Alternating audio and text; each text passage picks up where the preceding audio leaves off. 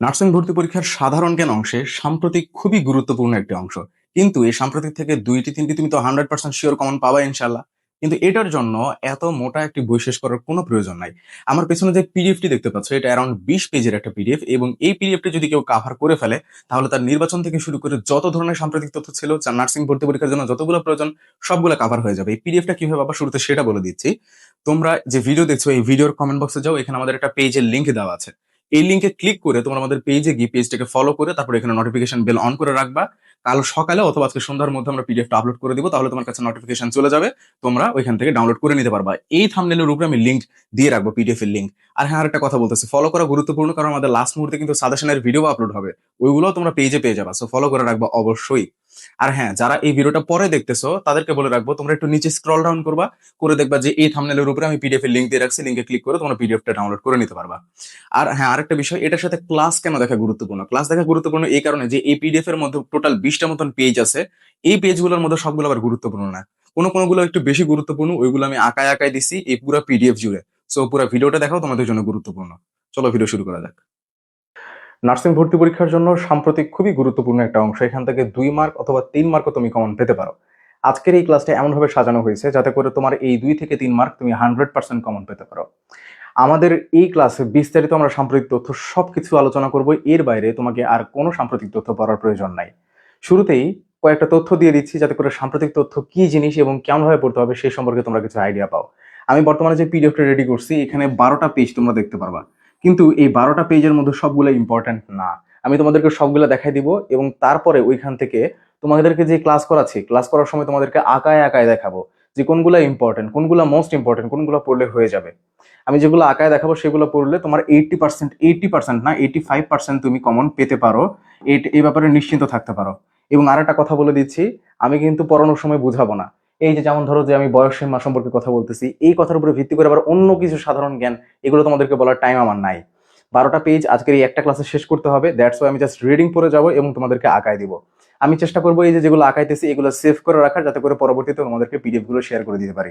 এখন চলো আর কি যেন বলতে চাইছিলাম। ও হ্যাঁ, সাম্প্রতিক তথ্যের জন্য আর একটা গুরুত্বপূর্ণ কথা বলে রাখি। আমি এই যে তোমাদেরকে সাম্প্রতিক তথ্য পড়াইলাম, সাম্প্রতিক তথ্যের যা কিছু আছে সবকিছু তোমাদের জন্য নিয়ে আসছি, কয়েকটা জিনিস বাদে। একটা হচ্ছে ফিলিস্তিন এবং ইসরায়েলের ব্যাপার স্যাপার, এবং দ্বিতীয় ইউক্রেন রাশিয়া। এই দুইটা টপিক আমি বাদ দিয়েছি, কারণ হচ্ছে বর্তমানে আমাদের হাতে সাম্প্রতিকের এত এত তথ্য আছে যে আমাদের মনে হয় না ওই জায়গা থেকে প্রশ্ন আসবে, সো আমরা ওটা বাদ দিয়েছি। যেমন হাদি হত্যা মামলা থেকে শুরু করে নির্বাচন, ভেনেজুয়েলার ইন্টারন্যাশনাল কর্মকাণ্ড, এইগুলা, আবার হচ্ছে গিয়ে আরো অনেক তথ্য আছে। আমাদের আদমশুমারি, মোট ভোটার কত, তারপরে হলো গিয়ে ওইদিকে আরো অনেক ধরনের তথ্য আছে, তোমাদেরকে আমি ফার্স্ট দিকে হয়তো দেখাইছিলাম জুলাই সনদ। এত এত ইম্পর্টেন্ট তথ্য বাদ দিয়ে আমাদের মনে হয় না যে আন্তর্জাতিক থেকে তোমাদের প্রশ্ন আসার সম্ভাবনা আছে। আচ্ছা, তোমাদের কমেন্টগুলো একটু খেয়াল করে নিচ্ছি যে তোমাদের কোনো প্রবলেম হচ্ছে কিনা। তথ্যের যে প্রথম পৃষ্ঠাটা আছে, এই পৃষ্ঠাটা খালি আমি তোমাদেরকে একটু বোঝানোর স্টাইলে, মানে সাধারণ জ্ঞান পড়ার জন্য কি ট্রিক্স এন্ড হ্যাকস ইউজ করা উচিত, আমি তোমাদেরকে ওইটা দেখাবো। বুঝতে পারছো? এর পরের পেজ থেকে আর দেখাবো না। এই এক পেজ দেখানোর মাধ্যমে আমি প্রুফ করতে চাই যে আমি জিকে পড়াইতে পারি। শুধুমাত্র যে জিকে টেনে টেনে চলে যাচ্ছে বিষয়টা এরকম না। বুঝতে পারছো? আচ্ছা ঠিক আছে, চলো এই যে এখান থেকে আমি আঁকানোর চেষ্টা করবো। আচ্ছা, শুরুতে হচ্ছে আমরা যে ব্যাপারটা নিয়ে কথা বলবো সেটা হচ্ছে নির্বাচন এবং সাংবিধানিক প্রেক্ষাপট। নির্বাচনের পরিচিতি, নির্বাচন সম্পর্কে আমাদেরকে শুরুতে কয়েকটা সাল জানতে হবে। প্রথম হচ্ছে আরেকটা কথা বলে রাখি, এই যে নির্বাচন এবং সাংবিধানিক প্রেক্ষাপট, এইটা হচ্ছে 3 স্টার। এটা হচ্ছে 3 স্টার, এখানে কোনো প্রকার আঁকাআঁকি নাই। নির্বাচনের এটা সম্পূর্ণটা আমাদেরকে পড়তে হবে। যা যা শুধুমাত্র দরকার ওইগুলাই নিয়ে আসি, এছাড়াও আরো অনেক কথাবার্তা ছিল যেগুলো তোমাদের লাগবে না।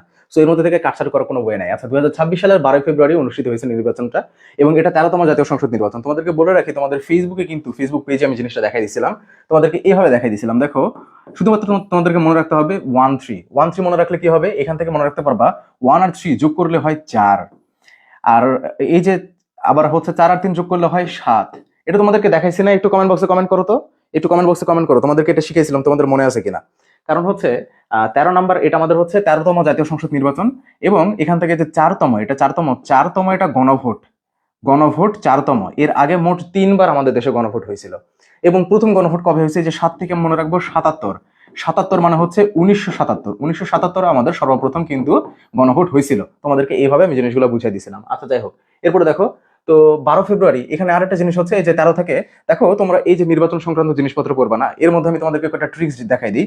তোমাদের এর মধ্যে 11, 12, 13, 14, 15, 16 আর 17, এই কয়েকটা সংখ্যা খুব বেশি ইউজ হবে, বিষয়টা মাথায় রেখো। যেমন এই যে দেখো এরপরে হচ্ছে 12, দেখো কত তারিখে অনুষ্ঠিত হয়েছিল, 12 ফেব্রুয়ারি। এটার জন্য ট্রিক্সের দরকার নাই, জাস্ট এমনি দেখাই দিলাম আর কি। আচ্ছা, এরপর আমরা একটু নিচের দিকে আসি। তফসিল ঘোষণা, এটা কলাম করে দিছি, এই কলামের পরে এইটা তফসিল ঘোষণা। এই নির্বাচনের তফসিল ঘোষণা করা হয় 11 ডিসেম্বর 2025 তারিখে। এই জন্যই বলতেছিলাম যে 11, 12, 13, 14, 15, 16 এইগুলো খুবই বেশি মানে এখানে ইউজ করা হয়েছে। আচ্ছা, 11 ডিসেম্বর তফসিল ঘোষণা করা হয়েছে। 11 ডিসেম্বর মানে আমাদের বিজয় দিবসের আগের দিন, তাই না? বিজয় দিবসের আগের দিন, আচ্ছা সরি, বিজয় দিবসের আগের দিন কেন, 16 ডিসেম্বর দিকে বিজয় দিবস থাকলো, 11 ডিসেম্বর হচ্ছে আমাদের তফসিল ঘোষণা করা হয়েছিল। এবং এর সাথে আরেকটা জিনিস সম্পর্কিত, আমি এখানে তীর চিহ্ন দিয়ে তোমাদেরকে লিখাই দিতে চাই যে হাদি, এইখানে লিখা দিতে চাই, কারণ তোমরা কেউ বলো তো যে হচ্ছে গিয়ে ওসমান হাদিকে কত তারিখে হত্যা করা হয়, তোমরা কি জানো? এটার কিছু পরেই, কয়েকদিন পরে হত্যা করা হয়েছে। আমি একটা হিন্টস দিয়ে দিলাম, তোমরা একটু বলো তো। যাই হোক, ওটা পরে আসতেছে, ওইটার নিচে লেখা আছে, আমি সংযুক্ত করে দিছি এই পিডিএফ এ। তো তফসিল ঘোষণা করা হয়েছে 11 ডিসেম্বর, বিষয়টা মনে রাখো। আচ্ছা, এরপরে দেখি গণভোটের ইতিহাস। দেশে এই পর্যন্ত মোট 3টা গণভোট হয়েছিল। 7-5 না ভেবে তোমাকে এই পুরো অংশটা মুখস্থ করতে হবে, 3টা সাল তোমাকে মুখস্থ করতে হবে, কোনো 7-5 ভাবা যাবে না। 7-5, আচ্ছা আমি কি বলছি 7-5, এটার কারণ কি? এটার একটা কারণ আছে, সেটা হইতেছে সর্বপ্রথম 1977 সালে হয়েছিল, এটা তোমাদের মুখস্থ আছে। আচ্ছা, এর মধ্যে গ্যাপ গেছে মোট 7 বছর। 7 বছর গ্যাপে 1985 সালে আবার হয়েছিল। যেমন হচ্ছে আমি তোমাদেরকে একটু দেখাই দিই, 77, 78, 79, 80, 81, 82, 83, 84, তারপরে যে দেখো 85, মাঝখানে 7 বছরের গ্যাপ। আবার 1985 এবং 1991 এর মধ্যে গ্যাপ আছে 5 বছর। মোট 5 বছরের গ্যাপ আছে। 85, 86, 87, 88, 89, 90, এই যে দেখো 91 হয়ে গেছে, মানে মাঝখানে হচ্ছে 5 বছরের গ্যাপ। আচ্ছা, 12 ডিসেম্বর উনি গুলিবিদ্ধ হন বলছো। আচ্ছা ঠিক আছে, এই যে 12 ডিসেম্বর গুলি লাগে, 18 তারিখে মারা যায়, এটা সূরা ইসলাম বলছে খুব সুন্দর করে। আচ্ছা, আমি তাহলে তোমাদেরকে কি বুঝাইতে পারছি যে কেন ওইখানে লিখলাম 11 থেকে 19 পর্যন্ত, কেন এই ডেটগুলো গুরুত্বপূর্ণ? আচ্ছা, তোমাদের ফ্রেন্ডগুলোর কমেন্টগুলো কিন্তু একটু লক্ষ্য করো। তাহলে এরপরে 5 নাম্বার গ্যাপ রেখে হচ্ছে 1991 সালে অনুষ্ঠিত হয়েছিল। আর চতুর্থ গণভোটটা তো হইলো যে 2026 সালে, তোমরা তো দেখলাই 12 ফেব্রুয়ারি। আচ্ছা, এই জন্য বলছে যে 7-5 না ভেবে সবগুলো মুখস্থ করতে হবে। এরপরে দেখি আইনি পরিবর্তন। আচ্ছা, 2011 সালের সংবিধানের এই যে দেখো পঞ্চদশ, এই যে পঞ্চদশ সংশোধনের মাধ্যমে কিন্তু গণভোটের বিচারটা, এই যে মানে গণভোট যেটা ছিল সেটা বাতিল করা হয়েছিল। ওই যে 11 থেকে 19 পর্যন্ত বলছি না? আচ্ছা দেখো 2011 সালে, এইখানেও 2011, তুমি কি সংখ্যাগুলো বুঝতে পারতেছো? আচ্ছা যাই হোক, তো গণভোটের বিধান বাতিল করা হলেও 17 ডিসেম্বর আবার 17 চলে আসছে, ওই 11 থেকে 19-এর মধ্যে। 2014 সালে 11 থেকে 19-এর মধ্যে বহাল করা হয়। অনেক সাল তোমরা কাকতালীয় হবে না, এটা এর মধ্যে পড়ে গেছে, বুঝতে পারছো? আচ্ছা, এরপর আমরা একটু নিচের দিকে যাই। সর্বপ্রথম এই গণভোটটা চালু করা হয়েছে ফ্রান্সে। আচ্ছা, ফার্স্ট মানে প্রথম, FRIST, এটা কিন্তু ফার্স্ট হয়, বুঝছো? এই যে এরকম হয় ফার্স্ট। তো যাই হোক, এই ফার্স্ট থেকে মনে রাখবা ফ্রান্স। ফ্রান্সে সর্বপ্রথম হচ্ছে গিয়ে গণভোটের আচরণ করা হয়েছে, আয়োজন করা হয়েছে। ফ্রান্স ফার্স্ট, এভাবে মনে রাখবা। আমি যেভাবে মনে রাখি, আমি প্রচুর ট্রিক্স দিয়ে মনে রাখা পছন্দ করি, না হলে কয়েকদিন পরে জিনিসগুলো ভুলে যাবো। আচ্ছা ভাইয়া, এক্সাম ব্যাচে কয় তারিখ অবধি এক্সাম হবে? তোমাদের এক্সাম ব্যাচে তারিখ দেওয়া আছে না? তোমাদের হচ্ছে গিয়ে লাস্ট যে তারিখটা দেওয়া আছে ওই তারিখ পর্যন্ত এক্সাম হবে। তারপরে তোমাদের এই মেগা টেস্ট এমনিতেই হবে, 3টা 4টা মেগা টেস্ট হবে না? ওইটা এক্সাম ব্যাচেও হবে, আবার তোমাদের পেইড ব্যাচেও হবে। পরীক্ষার প্রায় আগ পর্যন্ত তোমরা পরীক্ষা দিতে পারবা, এই এক্সাম ব্যাচের কথা বলতেছি। আচ্ছা ঠিক আছে, এরপর দেখো নির্বাচনের পরিসংখ্যান এবং ভোটার তথ্য। মোট ভোটার সংখ্যা হচ্ছে, আচ্ছা এই পেজে লেখা আছে এই কলামে, এই যে দেখো মোট ভোটার সংখ্যা হচ্ছে, তোমাদেরকে এই জিনিসটা একটু বুঝাই দিই। দেখো আমি যেভাবে মনে রাখছি জিনিসটা, আমার এগুলো মনে রাখা লাগবে, কারণ সামনে বছর এগুলো লাগবে, এই জন্য এই জিনিসগুলো কিন্তু আমি মুখস্থ করে ফেলছি। আচ্ছা দেখো, এখানে আবার চলে আসতেছে এই যে 12, 11, 77, সবগুলোর সংখ্যা তোমাদের চেনা, সবগুলোর সংখ্যা চেনা। এই যে 12 তারিখে ঘটনাটা ঘটে গেল, তোমরা একটু আগে দেখলা। 11 তারিখের ঘটনা তোমরা দেখলা, 1977 পড়াইছিলাম, মনে আছে?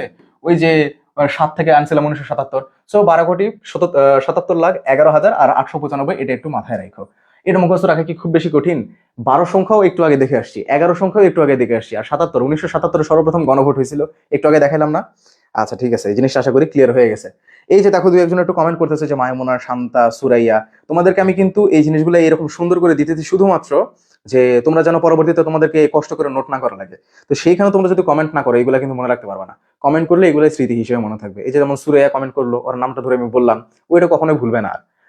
এরপর আসো বয়সসীমা। আচ্ছা, বয়সসীমা কথা সেটা তোমরা খুব ভালো করে জানো যে ভোট দেওয়ার জন্য 18 বছর হইতে হবে, এবং প্রার্থী হওয়ার জন্য মানে ভোটে দাঁড়ানোর জন্য মিনিমাম 25 বছর হইতে হবে। আচ্ছা, অংশগ্রহণ, নির্বাচনে মোট 50টা দল অংশগ্রহণ করছে, এর মধ্যে প্রার্থী ছিল 2028 জন মোট প্রার্থী। এটা অতটা ইম্পর্টেন্ট না, মোট কয়টা দল অংশগ্রহণ করছে এটাই সব থেকে বেশি ইম্পর্টেন্ট, এটা তোমাদের আসবে না। নারী প্রতিনিধিত্ব, এখানে বিপরীতে বলা আছে, বিপরীতটা বাদ দিবা।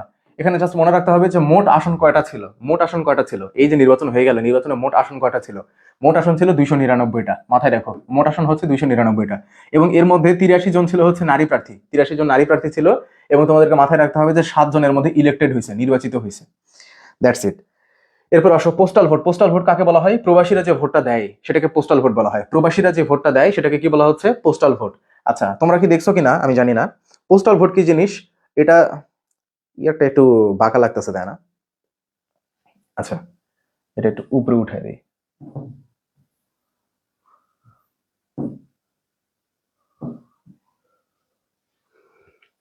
উঠতেছে না কেন? আচ্ছা, যাই হোক, ওটা পরে দেখবো নি। যেটা বলতেছিলাম যে পোস্টাল ভোট কিন্তু তাহলে বিদেশিরা যেটা দিচ্ছে সেটা হচ্ছে পোস্টাল ভোট। এই যে আকাশ যেটা লিখছে ভোটার সংখ্যা, ভোটার সংখ্যাটা খুব বেশি ইম্পর্টেন্ট। আচ্ছা, আর একটা কথা বলে দিই যে পোস্টাল ভোটে কিন্তু জামাতের ভোটার সংখ্যা সব থেকে বেশি। তোমরা কি এটা জানো? তো যাই হোক, পলিটিক্যাল ডিসকাশন না করি। দেশে বিএনপির ভোট বেশি দেখাইলেও জামাতের ভোট বেশি পোস্টাল ভোটে, বিদেশ থেকে যারা ভোট দিচ্ছে আর কি। তো যাই হোক, পোস্টাল ভোট দেখছো। আচ্ছা, ভোটের হার এবং বৈধতা। ভোটের হার কত ছিল? 60 পয়েন্ট। এই যে দেখো, আরেকটা জিনিস তোমাদেরকে একটু পড়াই। আমি যেভাবে মুখস্থ করছিলাম, এই 7-7 মনে রাখছিলাম। 7-7 মানে হইতেছে এই 7 আর 60। ওই 60 উচ্চারণ করলেও 60-এর মতন শুনতে মন চায় না, মানে ওই রকমই কানে আসে 60। তো এটা থেকে মনে রাখছিলাম যে 60.26 মোট হার, ভোটের হার ছিল। মানে গড়ে হচ্ছে 60.26 ভোট দিছে, বুঝতে পারছো? আচ্ছা, এর মধ্যে বৈধ ভোট কত পড়ছে এটা একটু দেখে নিও। এই সংখ্যাটা মনে রাখা তেমন কোনো একটা কঠিন বিষয় নয়, কারণ এর মধ্যে 2টা শূন্য আছে। যদিও এটার ইম্পর্টেন্স অনেকটাই কম, এটার ইম্পর্টেন্স অনেকটাই কম। ভাই, আপনি কই ভোট দিয়েছিলেন? আমার স্টুডেন্ট হয়ে যদি আমার এই কোয়েশ্চেন করো, তাহলে তো তুমি কিছুই জানো না। আমার আইডির পোস্ট দেখলে বোঝা যায় যে আমি কিসে ভোট দিছি। আচ্ছা, যাই হোক, এরপরে আসো গণভোট। গণভোটের ফল। এখানে গণভোটের হ্যাঁ ভোট যেটা, দেখো এটাও খুব বেশি মানে কঠিন না। যেমন 60.26%, যেটা 60.26%, এটা ছিল হচ্ছে কি ভোট বলতো? এটা ছিল মোট ভোটের সংখ্যা, হার আর কি। আর হ্যাঁ ভোট হচ্ছে 68.05, প্রায় কাছাকাছি। এই জিনিসগুলো তোমাদেরকে মাথায় রাখতে হবে। খুবই অল্প দিছি। যেমন এই যে এই পেজটা এখন যাচ্ছি না, এই পেজটাই হচ্ছে শেষ। এরপরে তোমরা কিছু দেখতে পারবা না। এরপরে নির্বাচন নিয়ে আর কোনো কথা হবে না। আচ্ছা, সুরাইয়া ইসলাম বলছে বিএনপি কয়টা আসন পায়? এটা পরীক্ষার জন্য খুব গুরুত্বপূর্ণ না? হ্যাঁ, গুরুত্বপূর্ণ, এই জন্য একটু পরে আমি লিখছি। টেনশনের কোনো কারণ নাই, যত ধরনের কোয়েশ্চেন আসা দরকার সবগুলো এখানে লিখছি। আচ্ছা, একটু খেয়াল করো। আচ্ছা, দলীয় ফলাফল। বিএনপি 209টা আসন পেয়ে জয়ী হয়। আচ্ছা, এখানে একটা কথা আছে, কেউ বলে 209টা, কেউ বলে 210টা। তো আমি এই পর্যন্ত যতগুলা মানে সোর্স দেখছি, তার মধ্যে সব থেকে অথেন্টিক সোর্স যেটা ছিল সেখান থেকে নিয়ে আমি এটা দিচ্ছি যে বিএনপি 209টা আসন পেয়ে জয়ী হয় এবং নিরঙ্কুশ সংখ্যাগরিষ্ঠতা লাভ করে। আচ্ছা, নেতৃত্ব। নবগঠিত সরকারের প্রধানমন্ত্রী হন তারেক রহমান। আচ্ছা, বিএনপির পরিচিতি। বিএনপি যেহেতু উঠছে, সো সেক্ষেত্রে তোমাকে বিষয়টা একটু করতে হবে। এখানে আমি আরেকটা জিনিস মনে হয় অ্যাড করতে ভুলে গেছি, সেটা হচ্ছে তোমরা একটু দেখে নিও। তবে খালেদা জিয়ার মৃত্যুর তারিখটা তোমরা একটু দেখে নিও। বিএনপির চেয়ারপারসন ছিলেন খালেদা জিয়া, তো ওনার হচ্ছে মৃত্যু তারিখটা একটু দেখে নিও। আমি এটা অ্যাড করতে ভুলে গেছি। আচ্ছা, জিয়াউর রহমান কর্তৃক 1978 সালের 1 সেপ্টেম্বর প্রতিষ্ঠিত এই দলটি একটি আহ আচ্ছা, কেন্দ্র বাদ দাও, একটি ডানপন্থী রাজনৈতিক দল। বুঝতে পারছো? ডানপন্থী না বামপন্থী? ডানপন্থী। এবং কত সালে গঠিত হয়েছিল? 1978 সালের 1 সেপ্টেম্বর। এরপরে খুবই খুবই গুরুত্বপূর্ণ একটা টপিক এবারে নার্সিং ভর্তি পরীক্ষার জন্য, সেটা হচ্ছে জুলাই সনদ এবং ঘোষণাপত্র। এখান থেকে ধরে নাও যে প্রশ্ন আসার সম্ভাবনা প্রায় 80%। বুঝতে পারছো? ভাই, আমি কয়েক জায়গায় দেখছি 209। হ্যাঁ, আমিও দেখছি, ওই জন্য তো আমি এটা বললাম যে 209 আর 210-এর মধ্যে কাহিনী আছে। কিন্তু আমি যেটা সব জায়গায় সব থেকে বেশি পাইছি সেটা হচ্ছে 209। That's it. আচ্ছা, জুলাই সনদ। 17 অক্টোবর 2025 তারিখে কিন্তু এটা স্বাক্ষরিত হয়েছে। জুলাই সনদ কি জিনিস সেটা একটু বুঝায় বলি। আচ্ছা, এখানে তোমাদেরকে এক্সট্রা কিছু জ্ঞান দিই, শোনো। কানা হাফেজের মতো না পড়ে আমি তোমাদেরকে একটু জিনিসটা বুঝায় বলি। এরপর থেকে যখন কারো সামনে যাবা, তখন সামনে যা কনফিডেন্সের সাথে দাঁড়াইতে পারবা। কেন? কারণ নির্বাচন কি জিনিস সেটা তুমি বুঝতে পারছো। এখনো তোমরা অনেকেই জানো যে হ্যাঁ ভোট কি না ভোট কি। আমি কি মিথ্যা কথা বলতেছি? তোমরা হয়তো স্বীকার করো না, বাট আমি জানি। উচ্চ কক্ষ কি নিম্ন কক্ষ কি তোমরা জানো না। তোমাদেরকে এই জিনিসগুলো একটু বলে দিই, শোনো। আমি কি যেন তথ্য ছিলাম, কোথায় কোথায় কোথায়, আচ্ছা হ্যাঁ, জুলাই সনদ। জুলাই সনদ আসলে কি, একটু 5-7 মিনিট একটু আমার কথা শোনো, তাহলে বিষয়টা ক্লিয়ার হয়ে যাবে। শোনো, জুলাই সনদের মধ্যে 84টা কথা লেখা আছে। 84টা কথা লেখা আছে। এখন যদি তুমি হ্যাঁ ভোট দাও, তাহলে এটাই প্রতীয়মান হয় যে তুমি 84টাতেই হ্যাঁ বলতেছো। আর যদি না দাও, তাহলে বুঝতে হবে যে 84টাতেই কিন্তু তুমি না বলতেছো। আচ্ছা, একটু পরে তোমাদেরকে দেখাই দিব যে এই যে 84টা হ্যাঁ ভোট যদি দাও, তাহলে দ্বিকক্ষ বিশিষ্ট আইনসভা গঠিত হবে। একটা হচ্ছে উচ্চ কক্ষ আর একটা হচ্ছে নিম্ন কক্ষ। উচ্চ কক্ষ আর নিম্ন কক্ষ কি সেটা একটু বুঝাই দেই। ধরো যে পুরা বাংলাদেশকে আমি 3টা ভাগে ভাগ করলাম। ধরো যে আমি আমি নওগাঁর মানুষ, সো আমি ধরে নিলাম যে মোটমাট নওগাঁকে একটা দেশ ধরে নিলাম, সাপোজ ধরে নাও। আচ্ছা, এর মধ্যে আরো অনেক কথা আছে, তো এইটা আমি ইউটিউবে আপলোড করবো, তো ওইখানে কাইন্ডলি কেউ ভুল ধরবেন না। কারণ ওইটা বুঝাইতে গেলে আর অনেক সময় লাগতো, আমি সংক্ষেপে বুঝাই দিচ্ছি। আচ্ছা, নওগাঁ 1, নওগাঁ 2 এবং নওগাঁ 3 ধরে নাও, এই তিনটা, ঠিক আছে? নওগাঁ 1, নওগাঁ 2, নওগাঁ 3, এই তিনটা আসন। এখন জিনিসটা চিন্তা করো যে এখানে ধরো যে আমি দাঁড়াইছি, কথা বুঝো, আমি দাঁড়াইছি নিলয়তে এন, আচ্ছা এখানে তোমাদের ইমন ভাইয়া দাঁড়াইছে এবং এখানে তোমাদের হচ্ছে আলামিন ভাইয়া দাঁড়াইছে। জিনিসটা বোঝো কিন্তু, সরি সরি সরি, মানে আমরা তিনটা দাঁড়াইনি, এই তিনটাতে তিনটা দাঁড়াইনি, আমরা মোটমাট ওভারঅলের উপরে দাঁড়াইছি আর কি। এই আসনটা বাদ দাও, আমরা তিনজন মোটমাট দাঁড়াইছি এই হচ্ছে তিনটা আসনের জন্য। এখন ধরে নাও, এই যে কথা বুঝো কিন্তু, খুব ঠান্ডা মাথায় বোঝার চেষ্টা করো, এটা খুব ইন্টারেস্টিং একটা জিনিস, আমি এটা একটু মুছে দিচ্ছি। এটা এটা এটা এরপর থেকে তোমাদের হচ্ছে আর ভুল হবে না। দেখো এখন কথা হলো যে নওগাঁ 1-এ ধরে নাও এখানে 1 লাখ ভোট আছে, সরি ভোটার আছে 1 লাখ। আচ্ছা, এখানে আছে 50K মানে 50,000। আবার নওগাঁ 3 এখানেও আছে 50K মানে 50,000। এখন ধরে নাও আমি আর তোমাদের ইমন ভাইয়ের কথা বলতেছি, তো নওগাঁ 1-এ আমি ভোট পাইছি ধরে নাও 51%, ধরে নাও 51% আমি ভোট পাইছি নওগাঁ 1-এ। তারপরে নওগাঁ 2-এ মোট ভোট হচ্ছে 50,000 না, তো এর মধ্যে আমি পাইছি ধরো যে 26%, মানে 26,000 ভোট পাইছি, পার্সেন্ট বাদ দাও, 26,000 ভোট পাইছি। আর এই নওগাঁ 3 যেটা, সেখানে আমার বেশি আর কি সাপোর্টার নাই, সো এখানে আমি পাইছি 5টা ভোট পাইছি, পার্সেন্ট বাদ দাও, ঠিক আছে? আচ্ছা এখন হিসাব করে দেখো কত হইলো, 50, 60, 70, 50, 60, 70, আর হচ্ছে 77, 77, 78, 79, 80, 81, 82, আমি যদি ভুল না করে থাকি 82% ভোট আমি পাইছি, বা 82টা, ধরে নাও 82টা। এখন তোমাদের ইমন ভাইয়ার বিষয়টা বিবেচনা করে দেখো। আচ্ছা এখানে একটা কথা বলি, যে এই যে আমি 51টা পাইলাম, 51,000 পাইলাম, তো 51,000 পাওয়ার কারণে দেখো এখানে 1 লাখ ছিল না, এখানে তো আমি জিতে গেছি, কারণ 50 হইলে অর্ধেক অর্ধেক, তো 51 পেয়ে গেছি, মানে অর্ধেকের থেকে বেশি পাইছি, সো এই নওগাঁ 1-এ কিন্তু আমি উইন হয়ে গেছি। আবার এখানে 26 পাইছি, মোট ভোট ছিল 50,000। তোমরা কি বুঝতেছো নাকি মাথার উপর দিয়ে যাইতেছে? আচ্ছা এই শোনো, গুরুত্ব দিয়ে শোনো, এটা এটা এটা বোঝার দরকার আছে। আচ্ছা, এখানে আমি উইন হয়ে গেছি, নওগাঁ 2-এও আমি উইন হয়ে গেছি, কারণ 25 পাইলে অর্ধেক হইতো, সেখানে আমি 26 পেয়ে গেছি, সো আমি উইন হয়ে গেছি। কিন্তু নওগাঁ 3 আমি হেরে গেছি, কারণ মাত্র 5টা পাইছি। আচ্ছা তাহলে অধিকাংশ আসনে কে জয়ী হলো? অধিকাংশ আসনে কে জয়ী হলো? আমি জয়ী হয়েছি না? 3টার মধ্যে 2টাতে জিতছি আমি, তাহলে আমি জয়ী হয়েছি না? কথা বলছো, আমি জয়ী হয়েছি। তাহলে আমি যাব, আমি হচ্ছে ধরে নাও যে আমি নিম্ন কক্ষে, বা যাই হোক নিম্ন কক্ষ উচ্চ কক্ষ এখানে বাদ দাও, আমি যে ধরে নাও যে সংসদে যাব, আমি সংসদে যাইতে পারবো এবং আমি হচ্ছে দল গঠন করতে পারবো, মন্ত্রিসভা গঠন করতে পারবো। এখন ঘটনা যেটা হয়েছে, যে হারলেও সে সংসদে যাইতে পারবে। এই যে নাসির উদ্দিন পাটোয়ারি, উনি যদি হেরে যায় তাও উনি সংসদে যেতে পারবে, কি হবে জানো? ওইটা একটু তোমাদেরকে দেখাই। আচ্ছা উনি ধরে নাও এখানে ভোট পাইছে কত, আমি যেহেতু 51,000 পাইছি, তাহলে উনি পাইছে হচ্ছে 60, তাহলে 49,000, তাই না? 49, তাই কি না? আচ্ছা 49,000 পাইছে, আর এখানে কত পাইছে? এখানে হচ্ছে 30, 40, 50, তাহলে এখানে পাইছে হচ্ছে 24, তাই কি না? আচ্ছা যাই হোক, আর এখানে কত পাইছে? এখানে পাইছে ধরে নাও 50,000-এর মধ্যে আমি যেহেতু 5,000 পাইছি, উনি পাইছে হচ্ছে 45,000, 45,000 পাইছে। এখন ধরে নাও যে এটা আমি করলাম, তাহলে ওনার ভোট মোট কত হলো দেখো তো। ওনার মোট ভোট, আমি যদি হিসাবটা এখানে ভুল না করে থাকি আর কি। আচ্ছা ওনার মোট ভোট দাঁড়াইছে হচ্ছে গিয়ে 118, 118। এখন জিনিসটা চিন্তা করো, এবার জিনিসটা একদম মজার জিনিসটা খেয়াল করো, যে আমি কিন্তু ম্যাক্সিমাম আসনে জয়ী হয়েছি, যার কারণে আমি উইন, আমি মন্ত্রিসভা গঠন করতে পারবো। কিন্তু আরেকজন উনি যিনি আছেন, উনি কিন্তু হেরে গেছেন, কিন্তু তার ভোট সংখ্যা বেশি, কথা বোঝো, তার ভোট সংখ্যা বেশি, এই জন্য উনিও সংসদে যাইতে পারবেন, উচ্চ কক্ষে যাইতে পারবেন, উনিও উচ্চ কক্ষে যাইতে পারবেন, কথা বোঝা গেছে? উনিও সংসদে যাইতে পারবেন এবং উচ্চ কক্ষে যাইতে পারবেন। আর উচ্চ কক্ষ নিম্ন কক্ষ কি জিনিস? ধরো যে নিম্ন কক্ষে কোনো কিছু একটা বিল পাশ হইলো, যে এই জিনিসটা করা দরকার, এটা ফাইনাল হবে, আগে উচ্চ কক্ষে পাঠাইতে হবে যে আমরা এটা করতে চাচ্ছি। উচ্চ কক্ষে যখন সবাই আবার সম্মতি হবে, সম্মতি দান করবে, তখন এই জিনিসটা একদম ফাইনালাইজ হবে। এই জন্য বিএনপির অনেকে বলতেছিল যে না ভোট দেন, মানে তারা এই জামাতকে এর মধ্যে নিবে না, ওরা একাকী সরকার গঠন করবে, না ভোট দিলেই উচ্চ কক্ষ নিম্ন কক্ষ থাকতো না, নাসিরউদ্দিন পাটোয়ারের ওইখানে যাইতে পারতো না।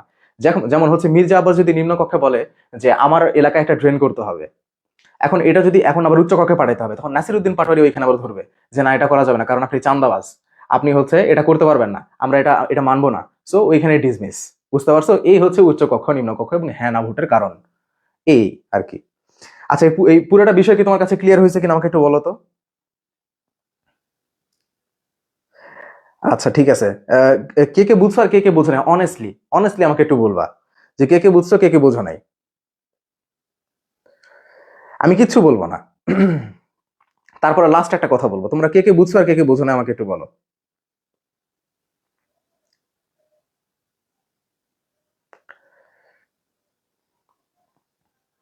আচ্ছা ঠিক আছে, অনেকে বলতেছো যে বুঝছি, অনেকে বলো নাই, বলতেছো যে বুঝি নাই। শোন, লাস্ট 2 মিনিট আরেকবার জিনিসটা বুঝাই দিব।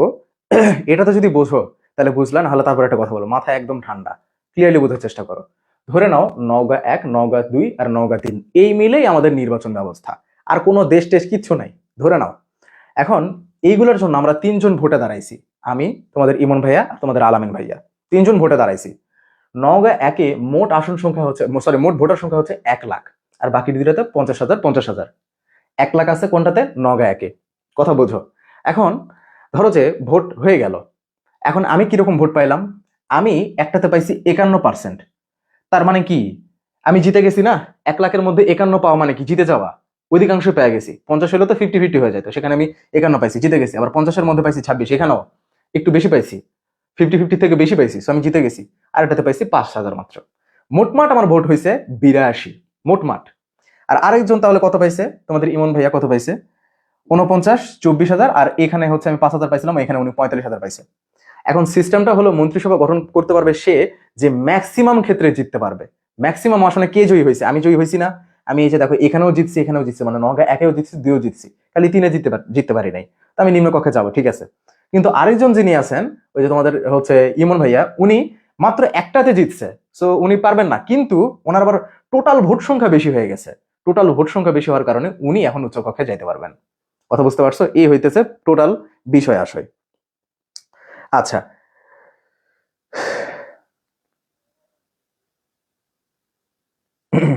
ভাইয়া বুঝছি আপনার ব্যাপারটা, কিছু প্রতিষ্ঠানকে বুঝছি ভাইয়া, এটা আর হচ্ছে।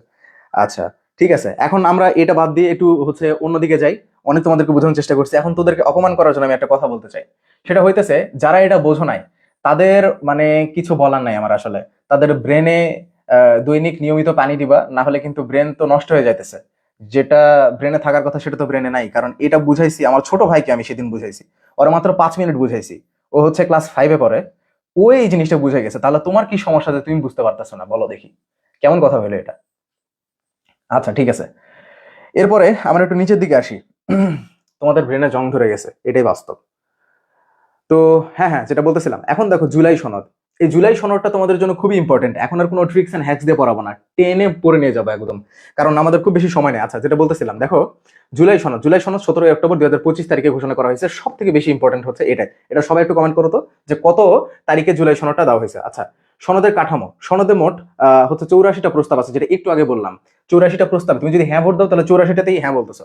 আচ্ছা, আর 7 দফার অঙ্গীকার নামা রয়েছে এবং 3 ভাগে বিভক্ত এটা। এই সংখ্যাগুলো একটু পড়ে নিবা। এটার মধ্যে সব থেকে বেশি ইম্পর্টেন্ট হচ্ছে 84টা প্রস্তাব আছে, এইটা আর কি। আচ্ছা, রাজনৈতিক সংশ্লিষ্টতা। রাজনৈতিক সংশ্লিষ্টতা তোমাদেরকে একটু বুঝাই দিই। আচ্ছা, রাজনৈতিক সংশ্লিষ্টতা, এখানে 30টা রাজনৈতিক দল যুক্ত আছে, মানে তারা সমর্থন করছে, এবং সাক্ষী হিসেবে আছে বাংলাদেশ সরকার। দ্যাটস ইট, এর বেশি আর কিছু পড়ার দরকার নেই। এই পেজটাই হচ্ছে আমাদের শেষ পেজ নির্বাচনের জন্য। জুলাই ঘোষণাপত্র, ডক্টর মোহাম্মদ ইউনূস 5 আগস্ট 2025 তারিখের 28 ধারার এই ঘোষণাপত্র। আচ্ছা, তাহলে এখানে এক লাইনে অনেকগুলো দিয়ে দিছি, যাতে তোমাদের চোখে বড় না মনে হয়, ভয় না পাও। আচ্ছা, এখানে 28টা ধারা আছে, কথা বোঝো, 28টা ধারা আছে।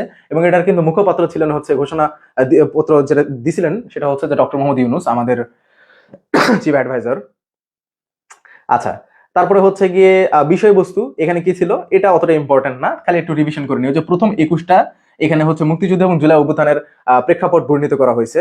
আচ্ছা, তারপরে দেখো সংসদে পিআর পদ্ধতি। পিআর পদ্ধতি মানে কি বলতো? পিআর পদ্ধতি ওই যে তোমাদেরকে যেটা বুঝাইলাম আর কি, উচ্চকক্ষ নিম্নকক্ষ থাকবে, যেখানে একজন ম্যাক্সিমাম এলাকায় ভোট না পাইলে ওনার ভোট সংখ্যা বেশি হওয়ার কারণে উনি সংসদে যাইতে পারবেন। ঠিক আছে? আচ্ছা ঠিক আছে, এরপর আসো সংসদের কক্ষ। নতুন এখানে উচ্চকক্ষ নিম্নকক্ষ থাকবে, এটা তোমাদেরকে অলরেডি দেখাই দিছি, দ্যাটস ইট। আচ্ছা, এবার আমরা বাংলাদেশ বিষয়াবলী পড়বো। এইবারে আমাদের কিছু গুরুত্বপূর্ণ তথ্য লাগবে, এগুলো আমাদের নির্বাচন সংক্রান্ত শেষ। এখন থেকে মেইন জিনিস আঁকানো শুরু, যেগুলো আমি তোমাদেরকে দেখাবো, আঁকাবো যেগুলো, সেগুলো তোমাদের জন্য মেইন ইম্পর্টেন্ট জিনিস। আচ্ছা, তোমাদেরকে এখন আমি একটু এক নজরে তোমাদেরকে একটু বলে দিতে চাই যে আমাদের আহ পুরো তথ্যের মধ্যে কোন কোনগুলো পড়লে তোমার মোটামুটি শিওর হয়ে যাবে। আমি একটু তোমাদেরকে একটু দেখাই দিই, শোনো। 1 নাম্বার যেটা পড়বা সেটা হচ্ছে নির্বাচন। কথা বুঝো, 1 নাম্বার পড়তে হবে নির্বাচন। এবং এই নির্বাচনের মধ্যে কি কি আছে? হাদি হত্যা মামলা আছে, খালেদা জিয়ার মৃত্যু আছে, নির্বাচন সংক্রান্ত সকল কথা আছে, এবং পাশাপাশি নির্বাচন কমিশন কবে গঠিত হয়, মানে আগের যে প্রশ্নগুলো ছিল সাধারণ জ্ঞানের, সেই প্রশ্নগুলো কিন্তু তোমাদেরকে পড়ে ফেলতে হবে। আচ্ছা যাই হোক, নির্বাচন গেল গেল এখন দ্বিতীয়টা দেখো। দ্বিতীয় হইতেছে কি বলতো? দ্বিতীয় হইতেছে যে আদমশুমারি আছে না, জনসংখ্যা এখন কত, আদম সরি আচ্ছা, যেটা বলতেছিলাম আদমশুমারি, এই আদমশুমারিটা পড়ে ফেলতে হবে। এবং 3 নাম্বার হচ্ছে তোমাদেরকে যেটা পড়তে হবে সেটা হচ্ছে বাজেট। 3 নাম্বার যেটা পড়তে হবে সেটা হচ্ছে কি, বাজেট। আচ্ছা ভালো কথা। এরপরে 4 নাম্বার যেটা পড়তে হবে সেটা হচ্ছে নোবেল পুরস্কার, স্বাধীনতা পুরস্কার, ওইগুলো পড়লেও হবে। ওইগুলো পড়লে ভালো আর কি। ওইগুলো আমি তোমাদেরকে সব পিডিএফটা রেডি করে কিছু ছক আকারে তোমাদেরকে দিয়ে দিব, ঠিক আছে? আচ্ছা, পুরস্কার পড়তে হবে। এরপরে 5 নাম্বারে আসো।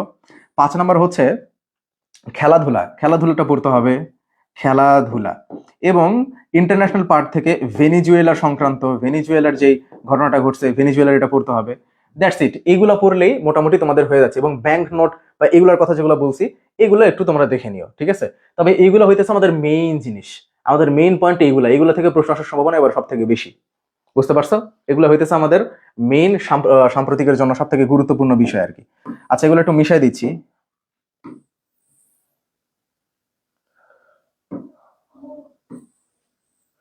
কি রে ভাই,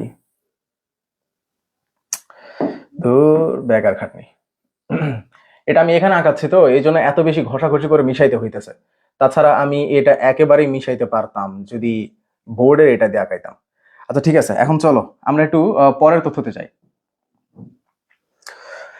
আচ্ছা, এখানে এখন একটু খেয়াল করো। 1 নম্বর কি বলছে? সর্ববৃহৎ সরকারি মালিকানাধীন ইসলামী ব্যাংক সম্মিলিত ইসলামী। আচ্ছা, যেগুলো তুমি আঁকায় দিতেছো সেগুলো সব থেকে বেশি ইম্পর্টেন্ট। এই যে এটা আঁকায় নাও। 2025-26 অর্থ বছরে বাজেটের আকার 7,90,000 কোটি, আর হচ্ছে জিডিপির 12.70%। তারপরে এই পরেরটাও ইম্পর্টেন্ট, এইটা আঁকায় নাও। মানে বাজেট সংক্রান্ত যতগুলো কথা আছে সেই সবগুলো ইম্পর্টেন্ট, এটাও আঁকায় নাও। আচ্ছা, এরপরে দেখি শিক্ষা। আমি তোমাদেরকে আঁকাই দিতেছি, তোমাদেরকে পরবর্তীতে আঁকানো লাগবে না, এটা আমি সেভ করতে পারবো। আচ্ছা, 2025-26 অর্থ বছরে বাজেটের ধরন হচ্ছে এটা হচ্ছে ঘাটতি বাজেট, এটা একটু দেখে নিতে হবে। বাজেট নিয়ে কোনো কথা চলবে না, বাজেট নিয়ে সবগুলো তোমাদেরকে পড়তে হবে। আচ্ছা, এটা এটা পরেরটা ততটা ইম্পর্টেন্ট না, যে মহার্ঘ ভাতা দেওয়া হবে এটা পরেরটা থেকে ইম্পর্টেন্ট না। নেপাল থেকে আনুষ্ঠানিক জলবিদ্যুৎ আমদানি শুরু, এটা অতটা ইম্পর্টেন্ট না। এই যে এটা তোমাদের জন্য খুবই বেশি ইম্পর্টেন্ট, বঙ্গভ্যাক্স। এই বঙ্গভ্যাক্স কে বানাইছে বলো তো? নাসরিন সুলতানা আর হচ্ছে কাকন নাগ, এই দুইজনের তত্ত্বাবধানে এটা কিন্তু তৈরি হয়েছে। আচ্ছা, অ্যানথ্রাক্স ব্যাকটেরিয়ার রোগ, এটা অতটা ইম্পর্টেন্ট না। জাতিসংঘের বর্তমান নবম মহাসচিব অ্যান্টনিও গুতেরেস 4 দিনের বাংলাদেশ সফর করেন, এটা খালি একটু রিডিং করে রাখবে, এটা অতটা ইম্পর্টেন্ট না। আচ্ছা, ঘুমের শিকার পরিবারগুলো নিয়ে গঠিত বাংলাদেশের যে সংগঠন, মানে এই যে খুন হয়েছিল এগুলো নিয়ে হচ্ছে সংগঠিত যেই আর সংস্থাটা, সেটার নাম হচ্ছে মায়ের ডাক, এটা অতটা ইম্পর্টেন্ট না। আমি এতটা শর্ট করে আঁকাই দিই, এবং আলহামদুলিল্লাহ তোমরা আবার পুরানো স্টুডেন্ট যারা, তাদের কাছ থেকে শুনে দেখবা যে হ্যাঁ আসলে এগুলোর মধ্যে থেকেই কমন আসে। এবং আলহামদুলিল্লাহ আমি কখনো কখনো নিজেই অবাক হয়ে যাই। তোমাদেরকে সাহস দেওয়ার জন্য একটু বলে রাখি, বিগত বছর সাম্প্রতিক থেকে যা যা কমন আসছিল, যা যা প্রশ্ন আসছিল, সবগুলো আলহামদুলিল্লাহ আমি কমন দিতে পারছিলাম। একটা কথা শুধুমাত্র মিলে নাই, বিগত বছর না তার আগের বছর আমি বলছিলাম পদ্মা সেতু থেকে জীবনও প্রশ্ন আসবে না, তো পদ্মা সেতু থেকে তার একটা প্রশ্ন দিয়ে দিছিল। তো যাই হোক, এই যে ভূমিকম্প, এটা খুবই ইম্পর্টেন্ট, 5.7 মাত্রার ভূমিকম্প, খালি এটা একটু মনে রাখো। রিক্টার স্কেলে কত সেটা একটু মনে রাখো, 5.5, আর এমনি হচ্ছে 5.7। আচ্ছা, নতুন টাকার নোট যেটা, এটা একটু মোটামুটি লেস ইম্পর্টেন্ট, তারপর একটু পড়ে নিও, ঠিক আছে? আমি একটু গোল করে দিলাম।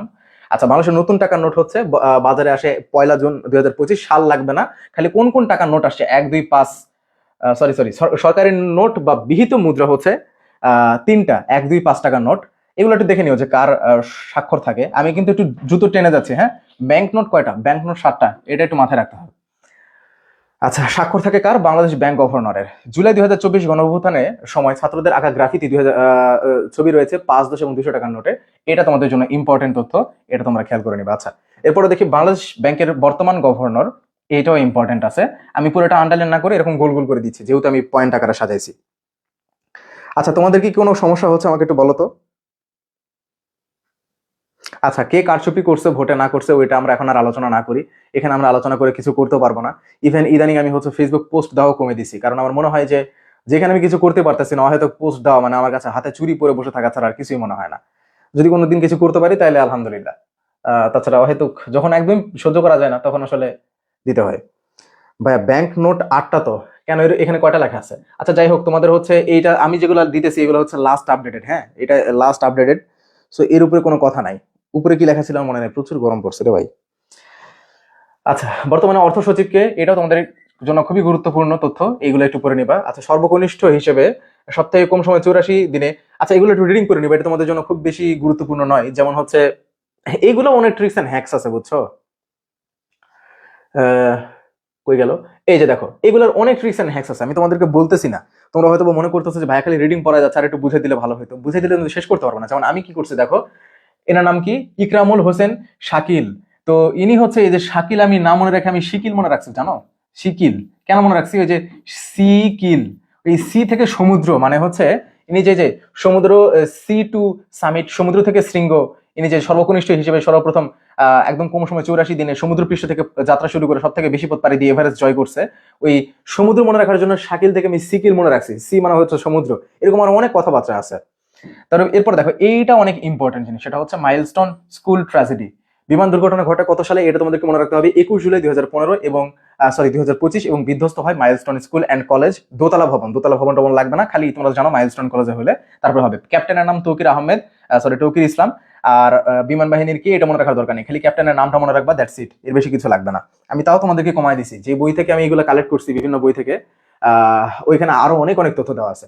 আচ্ছা, অন্তত 20 জন শিক্ষার্থীকে রক্ষা করার জন্য এই শিক্ষকের নাম, শিক্ষিকার নামটা একটু মনে রাখবা, মেহরিন চৌধুরী।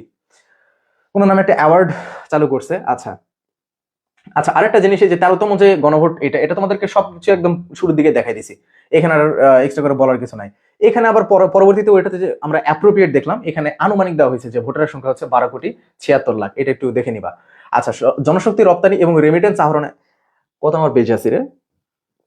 এরপর আরো অনেক পেজ আছে রে, আমাকে দ্রুত আঁকায় দিতে হবে, আমাকে দ্রুত আঁকায় দিতে হবে। আচ্ছা, আমি এক কাজ করি, আমি একটু দ্রুত যাচ্ছি, ঠিক আছে ভাই? আমাদের পিডিএফটা কমগুলো দেখাই দিন, পিডিএফটা একটু কমগুলো দেখাই দিন। হ্যাঁ, যেগুলো না হইলে না সেগুলো আমরা আঁকাই দিচ্ছি। আমাদের মোট 12 পৃষ্ঠা ভাইয়া। আর আরেকটা কথা বলে রাখি, যে তোমাদেরকে আমি যদি পেজটা একটু দেখানোর চেষ্টা করি, পেজে কিন্তু অনেক বড় বড় করে লিখছি। তোমরা মনে করতেছো 12 পৃষ্ঠা মানে অনেক বড়, কিন্তু না, দেখো অনেক বড় বড় করে লিখছি, মানে যেন ক্লাসে পড়াইতে সুবিধা হয়। তবে তোমরা হচ্ছে যখন খুঁজবা, তখন এখান থেকে দেখবা যে খুবই অল্প জিনিস দিছি, যেগুলো না দিলেই নয়। আচ্ছা, এরপর আসো, আমি দ্রুত পড়ে যাচ্ছি। হ্যাঁ, শ্রাবণী, আমি দেখতে পাচ্ছি, দেখি তোমাদের কমেন্ট গুলা কি কি বলতেছো তোমরা। আসমা, দেখতে পাচ্ছি তোমাদের কমেন্ট, কি বলতে চাচ্ছ বলো, সমস্যা নাই।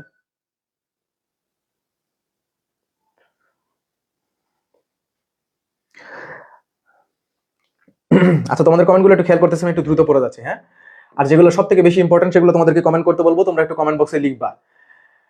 জনশক্তি রপ্তানি ও রেমিটেন্স আহরণে বাংলাদেশের আহরণে বাংলাদেশ সোর্স। আচ্ছা, এই যে হ্যাঁ, এটা একটু দেখো যে সর্বাধিক জনশক্তি রপ্তানি করে কি রে ভাই, রপ্তানি করে সৌদি আরবে। আচ্ছা, এখান থেকে যেগুলো ইম্পর্টেন্ট আমি জাস্ট ওইগুলো পড়তেছি। হ্যাঁ, এই যে দেখো, জনশক্তি রপ্তানিতে বাংলাদেশ ষষ্ঠ। বাংলাদেশ কততম? ষষ্ঠতম, এটা একটু পড়তে হবে। প্রবাসী আয় প্রণোদনা 5%। আচ্ছা, বাংলাদেশ সর্বাধিক রেমিটেন্স আহরণ করে যুক্তরাষ্ট্র এবং সংযুক্ত আরব আমিরাত থেকে। রেমিটেন্স প্রেরণের শীর্ষ দেশ হচ্ছে যুক্তরাষ্ট্র। বাংলাদেশে ব্যাংক সমূহ নিয়ে কি কি কথা আছে? অর্থনৈতিক বিশেষায়িত ব্যাংক। আচ্ছা, এই জিনিসটা খুবই বেশি ইম্পর্টেন্ট, সেটা হচ্ছে সুনীল বা ব্লু ইকোনমি বা নীল অর্থনীতি যেটাকে বলে আর কি, সমুদ্র থেকে আহরিত যে কোনো হচ্ছে যা কিছু আমরা পাবো আর কি, এটাকে বলা হয় ব্লু ইকোনমি। হ্যাঁ, এটা এখানে মূলত এই যে হসন্তর আছে, এটা থেকে তোমাকে বুঝতে হবে ব্লু ইকোনমি। ঠিক আছে, এটা অনেক বেশি ইম্পর্টেন্ট, যে সমুদ্র থেকে আমরা যা কিছু পাই সেটাকে ব্লু ইকোনমি বলা হচ্ছে। সমুদ্রের কালার যেহেতু নীল, তাই এটাকে ব্লু ইকোনমি বলা হচ্ছে। একটু কমেন্ট করো তো তাহলে সেটাকে কি বলা হচ্ছে। যেগুলো একদম মহা ইম্পর্টেন্ট সেগুলো আমি তোমাদেরকে কমেন্ট বক্সে বলতে বলবো। আচ্ছা, এরপরে দেখি, এরপরে কি আছে। এই যে জাতিসংঘের এসডিজি 14 নম্বর ধারায়, এই যে টেকসই উন্নয়ন লক্ষ্যমাত্রা, তোমরা যেখানে দেখবা এসডিজি, বুঝতে পারছো? টেকসই উন্নয়ন লক্ষ্যমাত্রা সামুদ্রিক, এটা একটু দেখে নিবা, 36 নম্বর, এটা দেখে নিবা। 30 তত্ত্ব বা 30 তত্ত্ব, এটা হচ্ছে ডক্টর মোহাম্মদ ইউনূসের, এটা একটু দেখে নিতে হবে। 30 কি? Zero poverty, zero unemployment, zero net carbon emissions. আচ্ছা, এটা একটু দেখে নিতে হবে। পুরস্কার, আচ্ছা, নোবেল শান্তি পুরস্কার, একদম মানে কোনো কথাই নাই। এরপরে দুই তিনটা ছক আছে, ওই ছকগুলো তোমাদেরকে দিয়ে দিব, ঠিক আছে? আচ্ছা, উনি নোবেল শান্তি পুরস্কার পাইছে কবে? রেমন ম্যাগসেসে পুরস্কার, এই নোবেলটা জাস্ট একটু দেখে নিবা। ট্রি অফ পিস, এটা একটু দেখে নিবা। তাহলে বর্তমানে বাংলাদেশের জিআই পণ্য মোট 62টা। সর্বশেষ জিআই পণ্য হচ্ছে 4টি জিআই পণ্য হচ্ছে এই যে এখানে লিখে দিছি। খালি এগুলো রিডিং করে নিবা, কোনটা কত তোমার এটা মনে রাখার দরকার নেই, খালি রিডিং করে নিবা, খালি জিনিসগুলোর নাম রিডিং করে নিবা, ঠিক আছে? আচ্ছা, কৃষিজ পণ্য উৎপাদনের শীর্ষে শীর্ষে হচ্ছে যেগুলো একদম খুব বেশি ইম্পর্টেন্ট সেগুলো তোমাদেরকে দেখাই দিয়েছি, এখান থেকে একটু রিডিং করে নিবা। এর মধ্যে সব থেকে বেশি ভুট্টা, তুলা, গম আর ধান ইম্পর্টেন্ট। আচ্ছা, এখন এদিকে আসি। পাট ফরিদপুর, পাটও তো ইম্পর্টেন্ট ছিল। আচ্ছা যাই হোক, এগুলো তো তোমরা মোটামুটি জানো, এগুলো একটু দেখে নিও। হ্যাঁ, 51 নম্বর খুবই বেশি ইম্পর্টেন্ট। আর আমি আসলে কোনটা ফেলে কোনটা দিব সেটা আমি বুঝতে পারতেছি না, কারণ এই সবগুলো তোমাদের জন্য খুবই ইম্পর্টেন্ট, কিন্তু যেগুলো একদম না হলে না সেগুলো দিতেছি। এগুলো পড়লে তোমরা 85% একদম শিওর কম পাবে ইনশাল্লাহ। ভাইয়া ব্লু ইকোনমি নিয়ে অনেক আগে পড়ছি, হ্যাঁ আমার বইয়ে ব্লু ইকোনমি দেওয়া আছে। সব কোচিং এ জিকে রিসেন্ট পার্টের উপরে আলাদা একটা বই দিয়ে দিতেছে, আর আমরা একটা পিডিএফ এ সব কমপ্লিট করতেছি। আসলে এটা এটা বুঝে অন্তত শুক্রিয়া আদায় করা দরকার, বুঝতে পারছো? আর তোমাদেরকে যেটা বললাম, আলহামদুলিল্লাহ আমি বিগত বছর কমন দিছি, তার আগেও কমন দিছি। এমন না যে পইরা দেখো তো ইনশাল্লাহ কমন আসে কি না আসে সেটা পরের ব্যাপার। মানে কেন একটা বই পড়তে হবে বলো তো? এই যে নির্বাচন, নির্বাচন থেকে কয়টা তথ্য তোমরা দেখলা, এর বাইরে আর কি তথ্য আসতে পারে? আমি আমি হচ্ছে নামাজ পড়তে যাইতেছি আর ভাবতেছি আসলে আর কি কি তথ্য থাকতে পারে, আমি সামহাও কোনো তথ্য মিস করতে চাইতেছি না। সো এই একটা পিডিএফ যদি শেষ না করতে পারো তাহলে কপালে ইটার বাড়ি মারা ছাড়া আর কোনো কিছু করার কোনো মানে ওয়ে নাই। আচ্ছা, এরপরে দেখি আমি জাস্ট যেগুলো সব থেকে বেশি ইম্পর্টেন্ট, এই যে সেনাবাহিনীর প্রধান 18তম, সেটা হচ্ছে ওয়াকারুজ্জামান। 3 শূন্য তত্ত্ব, সামাজিক ব্যবসার জনক, প্রধান উপদেষ্টা ডক্টর মোহাম্মদ ইউনুস। আচ্ছা, গ্রামীণ ব্যাংক প্রকল্প, এটা অতটা ইম্পর্টেন্ট না। তারপরে এই যে এশিয়ায় দ্বিতীয় শান্তিতে নোবেল পুরস্কার বিজয়ী হচ্ছে ডক্টর মোহাম্মদ ইউনুস। বাংলাদেশের সব থেকে বেশি উৎপাদিত ধানের জাত হচ্ছে বোরো ধান, এটা লাগবে না। কলাবাজারে লাগবে না। বাংলাদেশের সব থেকে বেশি উৎপাদন হয় ঠাকুরগাঁও। আচ্ছা, এই যে সর্বশেষ 62তম জিআই পণ্য কালীগঞ্জের তোয়ালে, ঠিক আছে। আচ্ছা, 2024-25 অর্থ বছরে বাংলাদেশের সব থেকে বেশি চা রপ্তানি করা হয়েছে সংযুক্ত আরব আমিরাতে, লাগবে না। আমি কিন্তু যেগুলো আঁকাই দিচ্ছি সেগুলো মোস্ট ইম্পর্টেন্ট, মানে সেগুলো পরে পরীক্ষায় যদি না যাও তাহলে কিন্তু মানে কি বলবো একদম অপরাধ হয়ে যাবে। জুলাই কন্যা অ্যাওয়ার্ড লাভ করছে 100 জন নারী, লাগবে না। প্রথম দেশ হিসেবে আন্তর্জাতিক পানি চুক্তিতে স্বাক্ষর করেন, পাসপোর্ট। আচ্ছা, শহীদ হলেন। আচ্ছা, এই জিনিসটা তোমরা একটু পড়ে নিবা, এই জিনিসটা খুব বেশি ইম্পর্টেন্ট, ঠিক আছে। আমার মনে হইতেছে কি আমি তোমাদেরকে একটা সত্যি কথা বলি, তোমাদের জিকেতে সাম্প্রতিক থেকে যা কিছু আসবে, সাম্প্রতিক থেকে তোমাদের যা কিছু আসবে তোমরা মোটামুটি এটা শিওর রাখতে পারো যে নির্বাচন, নির্বাচন থেকে আসবেই আসবে ইনশাআল্লাহ। এবং বাকিটা হচ্ছে যে বাজেট, আদমশুমারি, এইগুলাই তোমাদের। এইবারে তো এমনিতেই বিএসসির জিকে কম, আবার হচ্ছে ডিপ্লোমা মিডিয়াফারে যাই হোক না কেন 5টা মানবিক গুণাবলীর মধ্যে ঢুকাই দিছে। সাম্প্রতিক থেকে সর্বোচ্চ 2টা কোয়েশ্চেন আসতে পারে, একটা কোয়েশ্চেন আসার সম্ভাবনা বেশি, 2টা কোয়েশ্চেন আসতে পারে। তো ওনারা কি একদম পাগল হয়ে গেছে যে নির্বাচন বাদ দিয়ে, নির্বাচনের মতন একটা গুরুত্বপূর্ণ টপিক বাদ দিয়ে, জুলাই সনদের মতন গুরুত্বপূর্ণ একটা টপিক বাদ দিয়ে তোমাদেরকে এইগুলো থেকে প্রশ্ন করবে? এই জন্য আমি জিনিসগুলো স্কিপ করতেছি। তোমাদের এর মধ্যে হচ্ছে রাশিয়া, ইউক্রেন, আবার ফিলিস্তিন, ইসরায়েলের একটা বড় টপিক ছিল, আমি ওটাকে বাদ দিয়ে দিছি। আচ্ছা, সংবিধানের ত্রয়োদশ সংশোধনীর মাধ্যমে এই যে দেখো ত্রয়োদশ সংশোধনী, এটা আমি উপরে পড়ে আসছি, অলরেডি উপরে পড়ে আসছি। আচ্ছা আচ্ছা, জুলাই জাতীয় সনদ 2025 প্রণয়ন করছে কে? সংস্কৃতি মন্ত্রণালয়। এরপরে আমরা একটু নিচের দিকে যাই। এই যে এখন কথা হইলো, এই যে তোমরা যেগুলো দেখতেছো না সাম্প্রতিক, এখানে যে তথ্যগুলো দেখতেছো না, এগুলো হইতেছে সেই তথ্য যেগুলো আমরা অলরেডি তোমাদেরকে এক ক্লাসে সাম্প্রতিক নাম্বার 1-এ করাই দিয়েছিলাম। তো যেহেতু আজকে আমরা বলছি এই পার্টের মধ্যে, এই ক্লাসের মধ্যে সবগুলো শেষ করে দিব, তাই এটা আবার আমরা পড়তেছি।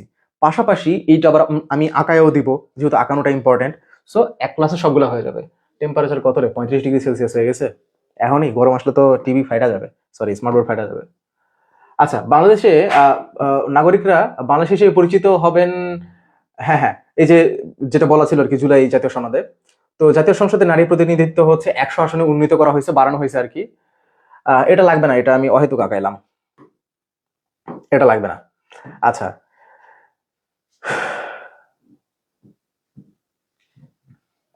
এই যে এটা তোমাদের জন্য ইম্পর্টেন্ট। যুক্তরাষ্ট্রের নির্বাচন নিয়ে কিন্তু ওনাদের অনেক বেশি আগ্রহ নার্সিং এ। সেটা হচ্ছে প্রেসিডেন্ট নির্বাচনে ডোনাল্ড ট্রাম্পের প্রতিদ্বন্দ্বী ছিলেন কমলা হ্যারিস। বাংলাদেশের পক্ষে প্রথম 100তম টেস্ট ক্রিকেট খেলুড়ে হচ্ছে মুশফিকুর রহিম। অপারেশন সিঁদুর শুরু করে ভারত আর পাকিস্তানের মধ্যে যে কিছুদিন আগে কাহিনী কীর্তি হইলো তোমরা দেখলা। এআই মন্ত্রীর নাম হচ্ছে ডিএলা। প্রথম নারী প্রধানমন্ত্রী হচ্ছে বিদ্যাদেবী ভান্ডারী।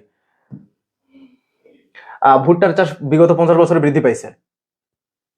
জুলাই শহীদ দিবসে একবারে মোস্ট মোস্ট ইম্পর্টেন্ট শপথ গ্রহণ করে, এটাও ইম্পর্টেন্ট আছে। আর মোট শহীদ, এটাও ইম্পর্টেন্ট আছে। বর্ষপণ্য আসবাবপত্র, আসলে কিছু করার নাই, আমি সবগুলো ইম্পর্টেন্ট জিনিসগুলো তোমাদেরকে দিয়েছি, বুঝছো? আচ্ছা, আর তো তোমাকে এই যে অন্যতম মশির জুলাই শহীদ আবু সাইদকে নিয়ে যে হচ্ছে শিল্পকর্ম ভাস্কর্য তৈরি করা হয়েছে। আচ্ছা, এরপরে দেখি। আচ্ছা, স্টারলিংক ইন্টারনেট কোথায় চালু হয়েছে এটা অতটা লাগবে না, ইম্পর্টেন্ট না। আচ্ছা, অন্তর্বর্তীকালীন সরকার কত সালে গঠিত হয়েছে?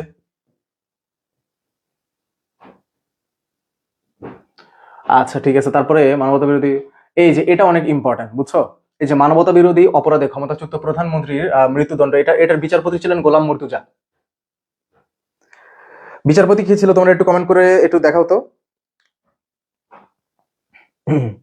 আচ্ছা, একজন বলছে যে আন্তর্জাতিক কেমন ইম্পর্টেন্ট, আন্তর্জাতিক কেমন ইম্পর্টেন্ট কে বলছে? আচ্ছা শুনি একটা, শুনি। আন্তর্জাতিক থেকে ইম্পর্টেন্ট কিন্তু ওই নির্বাচন টির্বাচন ছাড়া তেমন কিছু দেয় না। এবার বাংলাদেশের টপিকের শেষ নাই, তাহলে আন্তর্জাতিকে যাবে কেন? তোমরা কোশ্চেন অ্যানালাইসিস করলে বুঝতে পারবা। এই নামটা মুখস্থ রাখা জরুরি। আচ্ছা, আমি আচ্ছা, আট স্তম্ভ, আমি কোন দিকে যাবো বুঝতে পারতেছি না, আশা করি তোমরা দেখতে পারতেছো। আচ্ছা, বুয়েট শিক্ষার্থী শহীদ আবরার ফাতকের স্মৃতিচারণে যে হচ্ছে স্তম্ভ উদ্বোধন করা, সেটা হচ্ছে আট স্তম্ভ। আমি এখানে বেশ কিছু বলতেছি না, বুঝছো? তোমাদেরকে এটা অলরেডি আমি বিগত ক্লাসে পড়াইছি, সো আমি আঁকাই যেতেছি। আচ্ছা, এটা একটু পড়ে নিতে হবে। ঘোষণাপত্র দফা হচ্ছে, এই যে এখানে একটা কথা বলি, এই যে জুলাই সনদ আছে না, জুলাই সনদ সম্পর্কে আরো অনেক গুরুত্বপূর্ণ বিস্তারিত এখানে লেখা আছে, বুঝছো? এই যে এখান থেকে শুরু তোমরা এগুলো এগুলো একটু দেখে নিবা। তবে মোস্ট ইম্পর্টেন্ট গুলো আমরা শুরুতে পড়ছি। কিছু কিছু ওই যে জুলাই সনদে কি কি লেখা ছিল ওইগুলোর গুরুত্বপূর্ণ গুলো এখানে অ্যাড করা আছে, তোমাদেরকে দেখে নিতে হবে।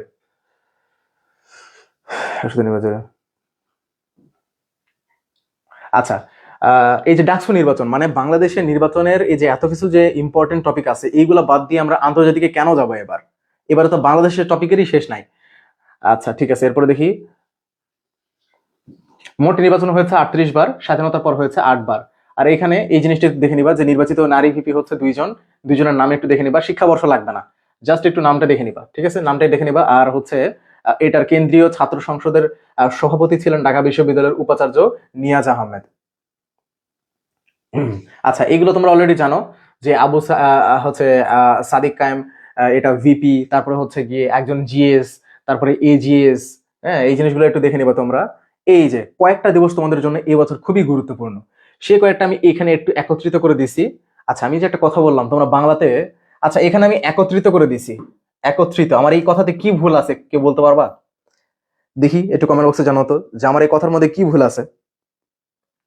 আমি এখানে একত্রিত করে দিছি, এই কথার মধ্যে কি কি ভুল আছে আমাকে একটু জানাও দেখি, পারো কিনা। একজন বলছে যে পেজ শেষ হয় না কেন, বলতেছে আমার বেগুনি, বলতেছে এক্সাম পেছানোর সম্ভাবনা 0%। বেগুনি কি? আচ্ছা, 16 জুলাই পুলিশের গুলিতে জুলাই বিপ্লবে প্রথম শহীদ হয় আবু সাইদ, এই তারিখটা তো মানে বাদ যাওয়ার কোনো প্রশ্নই আসে না। রংপুর। আচ্ছা, আরেকটা কথা তোমাদেরকে একটু বলে রাখি, স্বপ্না আনসার করছে, শারজিনা আনসার করছে, ইশরাত জাহান। বাহ, তাহলে পড়ছিস অন্তত। এতটাও তো মানে আমি যতটা ভাবি বেকুব ভাবে, অতটাও বেকুব না। একত্র এটা হচ্ছে সঠিক ভাষা, আমরা ম্যাক্সিমাম ক্ষেত্রে একত্রিত ইউজ করি, এটা মূলত ভুল, একত্রিত হবে না, বুঝতে পারছো? আচ্ছা ঠিক আছে, এরপর আসো। তো তারপরে দেখো, এগুলো আমরা পুরানো তথ্য। দেখো, তোমাদেরকে আরেকটা কথা বলে রাখি, যে যখন আমি বলছিলাম যে পদ্মা সেতু থেকে প্রশ্ন আসবে না, সেটা কেন বলছিলাম? কারণ ব্যাপার ছিল যে ওইটা যে বছর পরীক্ষা হচ্ছিল তার আগের বছরের একটা টপিক ছিল। এন্ড আমি এটা মনে করছিলাম যে যেহেতু 1 বছর আগের টপিক, সো এখান থেকে প্রশ্ন আসার সম্ভাবনা নাই। কারণ এখান থেকে আবার গত বছর, মানে আমি বলতে চাচ্ছি কি, ধরো যে 2024 সালের টপিক ছিল ওই পদ্মা সেতু, আমি 2025 সালে বলতেছি যে এটা তো আর আসবে না, কারণ 2024 সালে অলরেডি একবার এখান থেকে প্রশ্ন হয়েছে, তো 2025-এ আসার কোনো সম্ভাবনা নাই। এমনি 1 বছর আগের টপিক, তাও আবার হচ্ছে অলরেডি আসছে। তারপরে আমি দেখলাম যে চলে আসছে, ওইখান থেকে আমার শিক্ষা হয়ে গেছে। তার মানে এইবারে এই যে কোটা আন্দোলনের পরে পরীক্ষা হয়েছে, ওইটা তোমাদেরকে বাদ দিয়ে ফেলতে হবে। কোটা আন্দোলন থেকে প্রশ্ন আসতে পারে, শতভাগ প্রশ্ন আসতে পারে। 18 জুলাই, এই যে তারিখগুলা দিয়ে দিছি না, এই তারিখগুলা আমি তোমাদেরকে এখান থেকে একটু দেখাই দিই। এই যে তারিখগুলা, যে তারিখ সব থেকে বেশি ইম্পর্টেন্ট, আমি সেই তারিখগুলো তোমাদেরকে দিয়ে দিছি। এখান থেকে বাদ দেওয়ার কোনো অপশনই নেই। এই যে তারিখগুলা ধারাবাহিক, এই যে তারিখগুলা, এই যে এগুলো বাদ দেওয়ার কোনো অপশনই নেই, এগুলো পড়ে ফেলতে হবে, এগুলো বাদ দেওয়ার কোনো অপশন নাই। আচ্ছা, এরপরে দেখো, এলডিসি ভুক্ত দেশ, 4টা দেশ উত্তরণ হবে, মানে এলডিসি থেকে উঠে আসবে। এলডিসি মানে কি জানো? মানে সব থেকে লোয়েস্ট ডেভেলপমেন্ট কান্ট্রি, মানে একদম খুব কম ইনকাম, দরিদ্র দেশ, খুবই অল্প উন্নতি হয় ওইখানে, বুঝতে পারছো? তো এখান থেকে 4টা দেশ উঠে আসবে 2026 সালে, আমাদের বাংলাদেশও তার মধ্যে আছে। তো যাই হোক, দেশে প্রথমবারের মতো সমুদ্র পথে চট্টগ্রামের লাগবে না। আচ্ছা, এটা সাম্প্রতিকের কোনো জিনিস না, কিন্তু এমনিতে এই তথ্যটা খুব বেশি ইম্পর্টেন্ট, সাম্প্রতিকের না এটা। জলবায়ু পরিবর্তনের মোকাবেলা, এই যে এইটা ইম্পর্টেন্ট আছে, এই তথ্যটা ইম্পর্টেন্ট আছে, এটা একটু দেখে নিবা যে অরেঞ্জ বোর্ড ইস্যু করছে লিঙ্গ সমতা, জলবায়ু পরিবর্তন মোকাবেলা ও অর্থনৈতিক উন্নয়নের জন্য। নতুন ব্যাংকের নোটে 2024 সালে জুলাই গণঅভ্যুত্থানকে স্মরণ করে ছাত্রদের আঁকা গ্রাফিতি কত কত নোটে দেখা যায়। এটা ওই যে একটু আগে আমরা অলরেডি রিডিং অংশে দেখে আসছি। এই টিকগুলো একটু দেখে নিবা, টিক চিহ্নগুলা, এমসিকিউ গুলা আমরা অলরেডি উপরে দেখে আসছি, বুঝছো? আমরা অলরেডি উপরে ওইগুলো দেখে আসছি। আচ্ছা ঠিক আছে, এরপরে এগুলা কিন্তু ইম্পর্টেন্ট, এমসিকিউ প্রত্যেকটা ইম্পর্টেন্ট, এমসিকিউ প্রত্যেকটা ইম্পর্টেন্ট। আমি একটু যদি দেখাই দিই, এমসিকিউ গুলো প্রত্যেকটা ইম্পর্টেন্ট, পড়তে হবে পড়তে হবে পড়তে হবে। এমসিকিউ গুলা এত বেশি প্যারা নেওয়ার দরকার নেই, অলরেডি আমরা উপরের দিকে পড়ে আসছি ম্যাক্সিমাম ক্ষেত্রে, বুঝতে পারছো? আচ্ছা, তারপর হচ্ছে শীর্ষ জেলা কোনটা, সর্বনিম্ন জেলা কোনটা পড়তে হবে, মৃত্যুর হার কতজন, এই যে এই জরিপগুলা পড়তেই হবে, কোনো মাফ নাই। আচ্ছা, বেকারত্বের হার এটা অতটা ইম্পর্টেন্ট না। রপ্তানিতে শীর্ষ দেশ কোনটা আর আমদানিতে শীর্ষ দেশ কোনটা, তো এই যে এই দেশ এটা, এই দেশ এটা, এই দুটা দেশ হচ্ছে মনে রাখলেই তোমাদের জন্য ইনাফ হয়ে যাবে ইনশাআল্লাহ। ঠিক আছে। আচ্ছা, বিশ্ব রপ্তানিতে বাংলাদেশ হচ্ছে 58তম এবং আমদানিতে 52তম। বস্ত্র এবং তৈরি পোশাক রপ্তানিতে শীর্ষ দেশ চীন এবং আমদানিতে শীর্ষ দেশ হচ্ছে চীন এবং আমদানিতে যুক্তরাষ্ট্র, বস্ত্র আমদানিতে। ঠিক আছে। আচ্ছা, বিশ্বের শীর্ষে 5টা ধনী দেশ আছে, অর্থনীতি ধনী দেশ আছে, তোমরা একটু রিডিং করে নেবে, এখান থেকে তেমন প্যারা খাওয়ার কিছুই নাই। আচ্ছা, ও আরেকটা কথা, এই যে আমরা সবসময় দেখতাম না যে জাপান আমাদেরকে ঋণ দেয়, আমরা যাই করি না কেন, মেট্রো রেল থেকে শুরু করে যাই করি না কেন, জাপান কিন্তু প্রচুর ঋণ দেয়। তো এবছর আবার এই 34 বছর পর, দীর্ঘ 34 বছর জাপান এই এই তার এই জায়গাটা ধরে রাখছিল যে সে সব থেকে বেশি ঋণ দেয়। তো জাপানকে হটিয়ে এখন শীর্ষ ঋণদাতা হচ্ছে জার্মানি। ঠিক আছে, দূরে বর্গীয় জ, তো ভুলে যায় না। ঠিক আছে, জার্মানি আর জাপান। আচ্ছা ঠিক আছে, বাংলাদেশের জিডিপির আকার কিরকম বলতো? 450.5 বিলিয়ন। এগুলো এগুলো পড়তে হবে, এগুলোর কোনো মাফ নাই, এগুলোর কোনো মাফ নাই। তোমরা এখন যতই করছো ভাই, আপনি একের পর এক আঁকাই দিয়ে দিতেছেন, কিছু করার নাই, পুরো বই দিয়ে দিতেছে সাম্প্রতিকের জন্য, আর আমি তোমাদেরকে একটা পিডিএফ দিলেই দোষ আমার? এগুলো পড়ে ফেলতে হবে, শীর্ষ দেশে এই জিনিসগুলো পড়ে ফেলতে হবে, এগুলো সব পড়ে ফেলতে হবে, এগুলো সব রিপোর্ট সমীক্ষা। আচ্ছা ঠিক আছে, পোশাক রপ্তানিতে শীর্ষ দেশ হচ্ছে প্রবাসিত সামরিক, সবগুলাতে কি কি কোনটা দেশ কোন ইয়াতে শীর্ষ সেগুলো বলা আছে। এন্ড তোমাদেরকে অনেক খুশি করার জন্য আমি একটা তথ্য দিতে চাই, দুইটাই ফেভারিট কান্ট্রি। কেন ফেভারিট কান্ট্রি বুঝলাম না। আচ্ছা, তোমাদেরকে অনেক হ্যাপি করার মতন একটা তথ্য দিতে চাই, তোমরা কি হ্যাপি হবা? সেটা হচ্ছে আমরা এই তথ্যগুলোর মধ্যে থেকে কোনো প্যারা নাই, শুধুমাত্র এই একটা তথ্য বাদ দিব, বাকি সবগুলো পড়বো। আশা করি তোমরা অনেক খুশি হয়েছো। আচ্ছা, এরপরে দেখি, প্রায় শেষের দিকে মনে হয়, ক্ষুদ্রতম নৃগোষ্ঠী কোনটা, এটা অতটা ইম্পর্টেন্ট না। আচ্ছা, এরপরে এই যে দেখো 2100 পদক, 2100 পদকটা আমি তোমাদেরকে বলবো নোবেল পুরস্কার যেটা, সেটা যদি 6 স্টার হয় তাহলে 2100 পদক তোমাদের জন্য 3 স্টার। এখন তোমরা পড়বা কি পড়বা না এটা তোমাদের সিদ্ধান্ত, বুঝতে পারছো? এখানে কি কিসের উপরে ভিত্তি করে পাইছে এবং ব্যক্তি কি, ক্ষেত্র মানে এই যে দুই দুই কলাম করে লেখা আছে আর কি। ঠিক আছে, 2100 পদক 2025, মোট 17 জন ব্যক্তি পাইছে। এই যে দেখো, এই জিনিসটা ইম্পর্টেন্ট, এইটা ইম্পর্টেন্ট যে মোট কতজন পাইছে, এটা পড়তে হবে, এটার উপরে কোনো কথা নাই। আচ্ছা, আর হচ্ছে এর মধ্যে হচ্ছে একটা প্রতিষ্ঠানও পাইছে, এই যে বাংলাদেশ নারী ফুটবল দল, এটা একটা প্রতিষ্ঠান, একটা প্রতিষ্ঠানও পুরস্কার পাইছে। তো কারা কারা পাইছে তাদের এখানে লেখা আছে, বুঝতে পারছো? কারা কারা পাইছে এটা এখানে লেখা আছে। তোমরা এই সবগুলো পড়ে ফেলতে পারো, রিডিং একবার করে পড়ে ফেলতে পারো, কিন্তু আমি তোমাদেরকে বলবো যে এটা অতটা ইম্পর্টেন্ট না। সব থেকে বেশি ইম্পর্টেন্ট হচ্ছে স্বাধীনতা পুরস্কার, 2100 পুরস্কার আর নোবেল, বুঝতে পারছো? এর মধ্যে কয়টা কে পাইছে খালি এগুলো একটু দেখে নিবা, তাইলেই হবে। 97তম অস্কার পুরস্কার, 98তম কান পুরস্কার, এগুলো খালি একটু রিডিং করে নিবে, এটা অতটা ইম্পর্টেন্ট না, এগুলো অতটা ইম্পর্টেন্ট না, এই কোনোটা অতটা ইম্পর্টেন্ট না। আচ্ছা, এই যে আমরা প্রায় শেষের দিকে চলে আসি, এমসিকিউ গুলো পড়তে হবে, কিছু করার নাই, প্রত্যেকটা এমসিকিউ পড়ে ফেলতে হবে, কিছু করার নাই, প্রত্যেকটা এমসিকিউ। আচ্ছা, আমরা প্রায় শেষ। তাহলে আমি এখন আমার কিছু কিছু অংশ এখানে বাদ গেছে, অনেক খুশি ভাইয়া একটা বাদ দিলেন। আচ্ছা ঠিক আছে। আচ্ছা, আমি এখানে আমার এখন যেটা মনে হচ্ছে, আমি যেগুলো যেগুলো বাদ দিছি সেগুলো হইতেছে, 1 নাম্বার আমার নোবেল সংক্রান্ত, নোবেল সংক্রান্ত একটা ছক বাদ গেছে, এবং আর মোটমাট 4টা ছক বাদ গেছে। ওই 4টা ছক দিয়ে দিতে হবে, নোবেল দিয়ে দিতে হবে। এবং এখানে এক্সট্রা করে তোমরা যেটা পড়ে ফেলবা সেটা হচ্ছে ওসমান হাদির মৃত্যুর সাল এবং খালেদা জিয়ার মৃত্যুর সাল, সরি সাল এবং তারিখ, এই দুইটা একটু মনে রাখবা। আর 4টা ছক আমাকে এখানে অ্যাডজাস্ট করে পিডিএফটা বানায় তোমাদেরকে দিয়ে দিতে হবে, দ্যাটস ইট। সাম্প্রতিকের জন্য এর থেকে বেশি প্যারা খাওয়ার দরকার নাই। আবারও বলতেছি যে ইনশাল্লাহ এর মধ্যে থেকে কমন পাবা। বিগত বছর কমন আসছে আলহামদুলিল্লাহ, তার আগের বছর কমন আসছে আলহামদুলিল্লাহ, তার আগের বছর কমন আসছে আলহামদুলিল্লাহ। লাস্ট কবে কমন দিতে পারি নাই এটা আমার মনে নাই আলহামদুলিল্লাহ। ঠিক আছে, আচ্ছা ঠিক আছে। তাহলে আমি এটাকে এক কাজ করতেছি, এটাকে সেভ যদি এখন না করতে পারি তাহলে এর থেকে বড় আফসোসের আর কিছু নাই। মাই ডকুমেন্টস সেভ করি, টেস্ট। আচ্ছা, আজকে ক্লাসে তোমাদের কোনো প্যারা আছে কিনা, কোনো কিছু বুঝতে পারছো কিনা, সরি কি বলে, বুঝতে পারো নাই কিনা আমাকে একটু কষ্ট করে জানাই দাও তো, যে কোনো সমস্যা আছে কিনা। কবে দিবেন ভাইয়া? আমি আজকেই দিয়ে দিতাম, কিন্তু এই যে আমার মাত্র মনে পড়লো তো 4টা ছক আমি অ্যাড করি নাই। আজকে রাতের মধ্যে অ্যাড করে কালকে তোমাদেরকে দিয়ে দিব। কয়টা বাজে রে? 9টা 14 বাজে গেছে তো। তোমাদের আবার এক্সাম ব্যাচের পরীক্ষা আছে, আজকে তো এক্সাম ব্যাচের পরীক্ষা একটু পিছিয়ে দিতে হবে, কোশ্চেনটা প্রসেসিং করা বাকি আছে এখনো। না হলে পরীক্ষাটা কালকে সকালে দিই, কালকে সকালে দিই, আবার রাতের পরীক্ষাটা রাতে ঠিকই হোক নাকি? সমস্যা আছে কোনো? না ভাই, অনেক ভালো বুঝছি, আমি তো বুঝাই নাই, আমি তোমাদেরকে খালি ফার্স্ট 1 নাম্বার পেজটা সুন্দর করে বুঝাই দিছি, মানে ট্যাকটিক্যাল ওয়েতে বুঝাই দিছি। আমি তো পরবর্তীতে থেকে তোমাদেরকে তো বুঝাইতে পারলাম না। ফার্স্ট পেজটা তোমাদেরকে কি সুন্দর করে বুঝিয়ে দিলাম, দেখলা না? ওইভাবে সবগুলো আমি বুঝিয়ে দিতে পারতাম, কারণ আমি নিজে এগুলো মুখস্থ করে ফেলছি। কারণ আমি যদি মুখস্থ না করি তাহলে তো আমি পরের বার থেকে কোশ্চেন দিকে বুঝতে পারবো না যে কোথা থেকে কি আসতেছে। আমাকে প্রচুর খাটাখাটনি করতে হয়। এমসিকিউ পড়তে সহজ মনে হয় রিডিং পড়ার থেকে, এই জন্য পরের বার থেকে তোমাদের বইয়ে অনেক বেশি এমসিকিউ অ্যাড করবো আমি। জি ভাইয়া, সকালে হলেও প্রবলেম নাই, অল ইজ ওকে ভাইয়া। আচ্ছা, এই যে দেখো ইশরা জান বলছে অল ইজ ওকে ভাইয়া।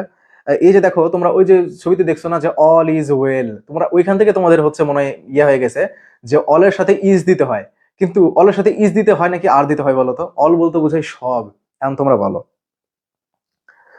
আচ্ছা ঠিক আছে, তাহলে বলছি আহ মাহবুবা কি বলছে, কিন্তু এখন বুঝতে না, এত পড়া কিভাবে পড়বো? কি এত পড়া? এইগুলো আমি কত ফন্ট দিয়ে লিখছি জানো? এগুলো 16 ফন্ট দেওয়া আছে। যেগুলো তোমরা বই পড়ো সেগুলো 11 ফন্ট বা 10 ফন্ট, আর আমার এখানে যেগুলো দেওয়া আছে সেগুলো 16 ফন্ট।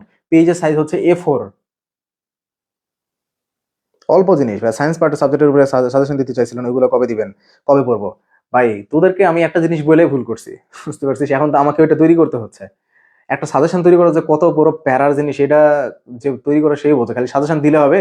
স্টুডেন্টের মুখ রাখা লাগবে না? এই যে তুমি আমার পুরানো স্টুডেন্ট, সুরাইয়া ইসলাম, তুমি আমার আগের বছরের স্টুডেন্ট, আমার কাছে এবছর কেন এসে ভর্তি হয়েছো? কষ্ট করছি, ভালো জিনিস দিছি, জন্যই ভর্তি হয়েছে এসে। তো এটা তো আমাকে করতে হবে, নাহলে তো পরের বছর স্টুডেন্ট পাবো না।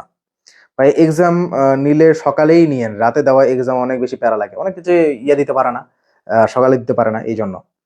তাহলে আজকের মতন এখানে শেষ ভাইয়া। এক্সাম ব্যাচে এক্সাম কালকে সকালে নেন, পিডিএফটা আজকে রাতের মধ্যে দেওয়া ট্রাই করেন অবশ্যই, ইনশাআল্লাহ আজকে রাতে পিডিএফ দিয়ে দিব, কোনো ব্যাপার না, 5 মিনিট জাস্ট খালি আমাকে ওই ছকগুলো অ্যাড করতে হবে, দ্যাটস ইট। ঠিক আছে, আল্লাহ হাফেজ, ভালো থাকো সবাই।